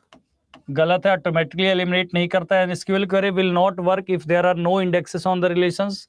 ये भी गलत है, it will work. SQL permits attributes names to be repeated in the same relation. SQL permits attribute names. Attribute names क्या है? Atomic होना चाहिए। To be repeated in the same relation, एक ही रिलेशन में क्या होना चाहिए? एट्रीब्यूट क्या होना चाहिए? डिस्टिंक्ट होना चाहिए। तो यहां पर क्या होगा आंसर इसका? None of this. Which of the following is correct? तो नन ऑफ दिस, इनमें से कोई भी करेक्ट नहीं है। ओके, नेक्स्ट क्वेश्चन क्या है? ER modelling technique is a ER modeling technique is a IBPS SO 2014 का क्वेश्चन है।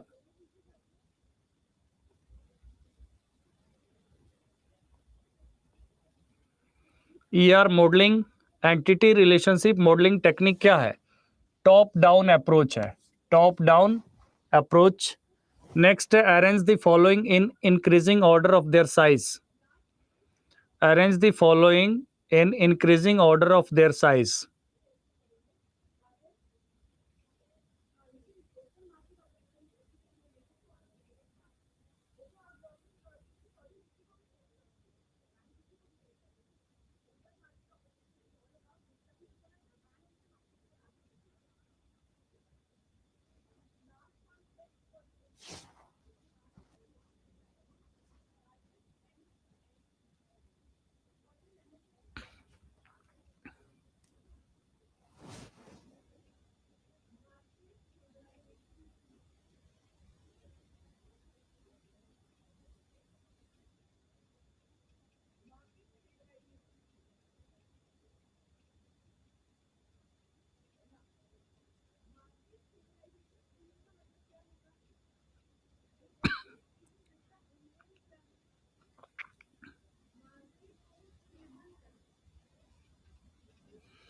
देखिए, जनरल नॉलेज के सेक्शन में भी कुछ कुछ पार्ट आप लोग पढ़ते रहिए, जैसे कि बिहार का बजट कभी पढ़ लीजिए, और खासकर देश का बजट, इंडिया का बजट, बिहार का बजट, इससे भी क्वेश्चन आएगा। तो जीके सेक्शन में भी कुछ पार्ट पे आप लोग ध्यान देते रहिए, ठीक है? वहां से एक एक दो दो क्वेश्चन आने के चांस रहता है।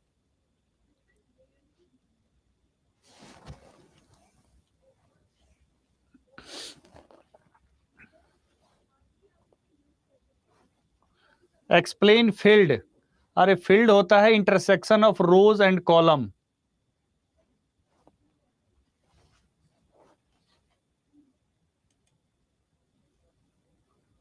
सूर्यभूषण विश्वास जी,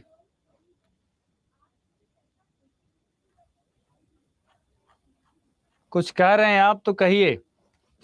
यहां पर आपको पता है बीट बाइट फील्ड रिकॉर्ड। अरे फील्ड दो बार आ गया क्या?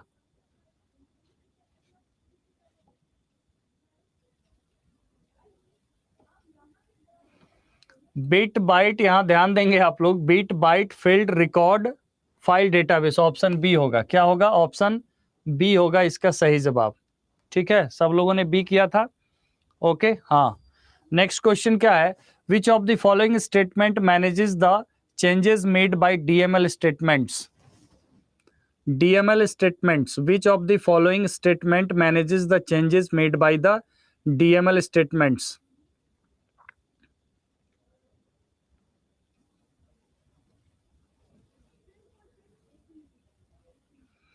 Which of the following statements manages the changes made by the data manipulation language statements?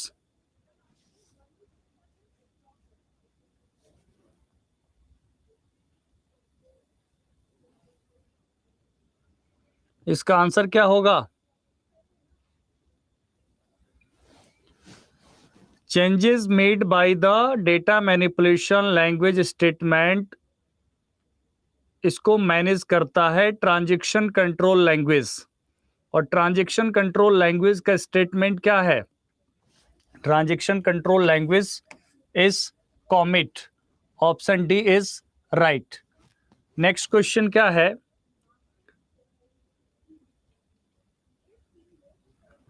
A second normal form does not permit fill in the blanks dependency between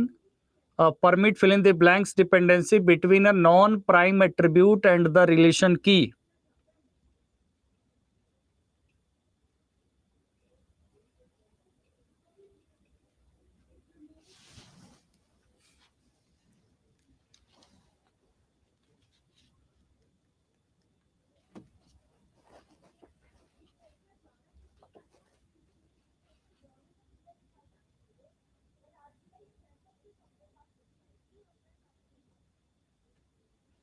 Sunil सम्राट हैं, परेशान हैं, सुनाइए तो सही, क्या सुना रहे हैं आप? केवल सुन लीजिए लिख रहे हैं। और ना सुनने पे भी गुस्सा बाहर आ जा रहा है लोगों का फीडबैक में, सर नहीं सुनते हैं, 7 बार बोलने पे नहीं सुनते हैं, ऐसा भी देखा हमने। आंसर क्या होगा? Partial, option A. A second normal form does not permit partial dependency, it permit fully dependency। ठीक है,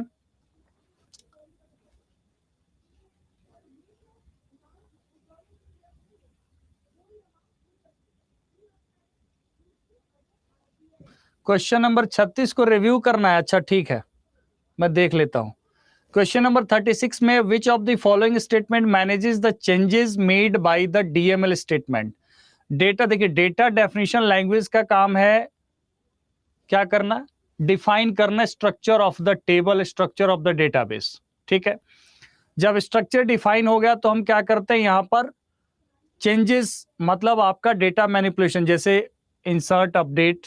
ठीक है, तो यहां पर वो क्या होगा? डेटा मैनिपुलेशन लैंग्वेज है। Which of the following statement manages the changes made by the DML statement. तो जो डीएमएल स्टेटमेंट्स के द्वारा चेंजेस मेड हुआ है, ठीक है, उसको सेव रखना। ठीक है, उसको सेव रखना क्या है? All the work should be saved, all the manipulations done by the DML commands are saved by the commit. तो यहां पर saved by the transaction control language. तो यहां पर ऑप्शन जो होगा वो डी होगा, कॉमिट। ठीक है, यहां पर ये नहीं पूछा गया है कि डीएमएल में कॉमिट आता है कि नहीं आता है, ध्यान दीजिए। यहां पर पूछा गया है which of the following statement manages the changes made by the DML statement. कौन सा स्टेटमेंट क्या करेगा? Changes made by the DML statements को यहां पर सेव करेगा, मैनेज करेगा। तो इसलिए यहां पर आंसर होगा कॉमिट, मतलब transaction control language, commit and roll back, okay, will be made by the TCL commands।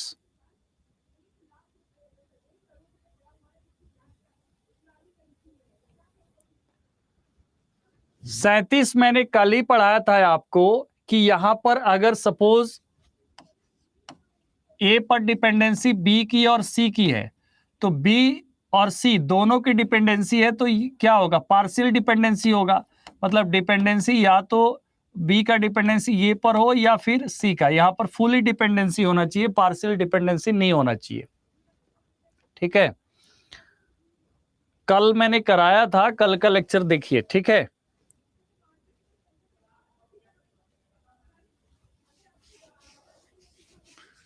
Rupesh Kumar, previous PGT exam का क्वेश्चन भी कराया जाए भैया। प्रीवियस पीजीटी एग्जाम का 20 किताब हमारे पास है, सब क्वेश्चन देखा जाता है, क्वेश्चन वहीं से आता है।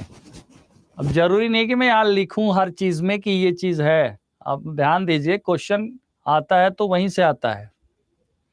विश्वास ना हो वो अलग बात है, क्योंकि 12 वर्ष का जो कोड है ना वो एक दिन में खत्म नहीं होता। यहां देखिए, the number of tuples in a relation is called its fill in the blanks while the number of attributes in a relation is called. तो नंबर ऑफ टपल्स क्या है? कार्डिनलिटी है। एंड नंबर ऑफ एट्रीब्यूट्स क्या है? Degree है। तो answer होगा B, okay. Next है, what is meant by type in RDBMS? Domain, range, named set of values, both A and C, none of this.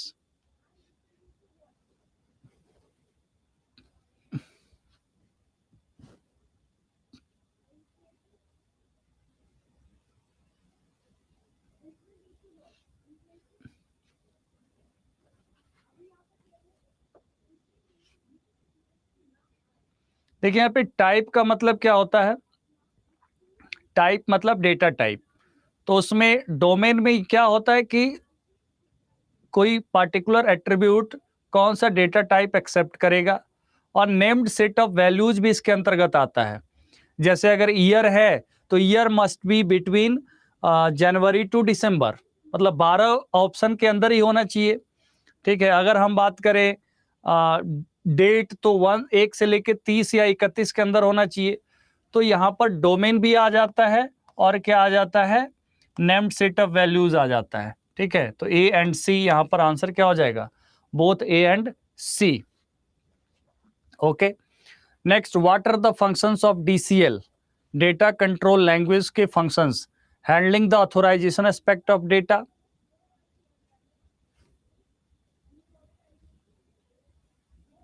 ठीक है, what are the functions of DCL, data control language के functions यहां पर पूछा गया है।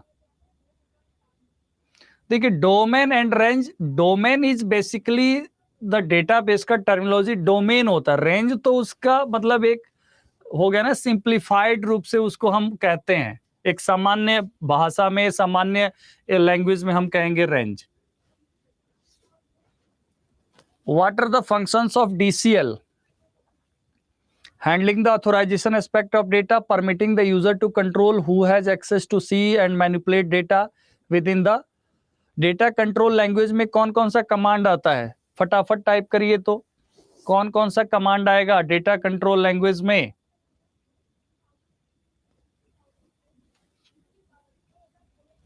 बिल्कुल सही वर्षा।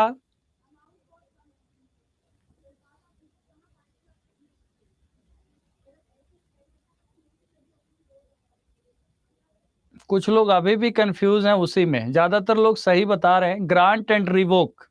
ठीक है, ग्रांट एंड रिवोक कहाँ गया, मतलब चलिए ठीक है, handling authorization aspect of data, permitting the user of control who can access manipulate the data, and A and B. Answer क्या हो जाएगा, A and B, option C is right, option C is right. अब मुझे 1 minute का समय दे दीजिए, इसका मैं आपको पीडीएफ सेंड करता हूं। ओके, और आपका जो भी 10-15 मिनट पहले मैं ओवर करता हूं, ये टाइम मैं आपको, आपका टाइम जो है बर्बाद नहीं होने दूंगा, मैं क्लासेस लूंगा। ठीक है, आप लोग बस यकीन रखिए, मैं क्लासेस लूंगा, उतना क्वेश्चन उतना समय कराऊंगा आपको। ठीक है,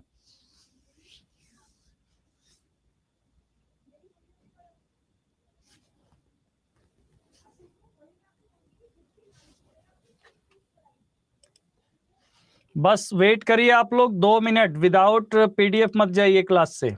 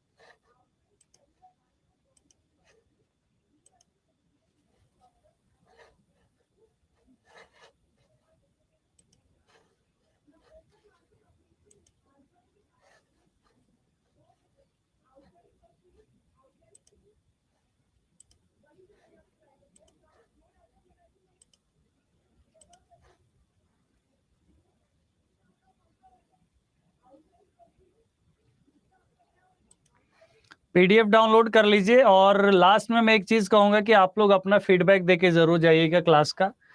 ठीक है, आप में से जिनको भी अच्छा लगता हो, ठीक लग रहा हो, कंफर्टेबल लग रहा हो, फीडबैक जरूर दीजिएगा, एंड आई विल ट्राई कि आपको समय और दिया जाएगा। ओके दीपक रॉय, तो क्लास में क्लोज करता हूं।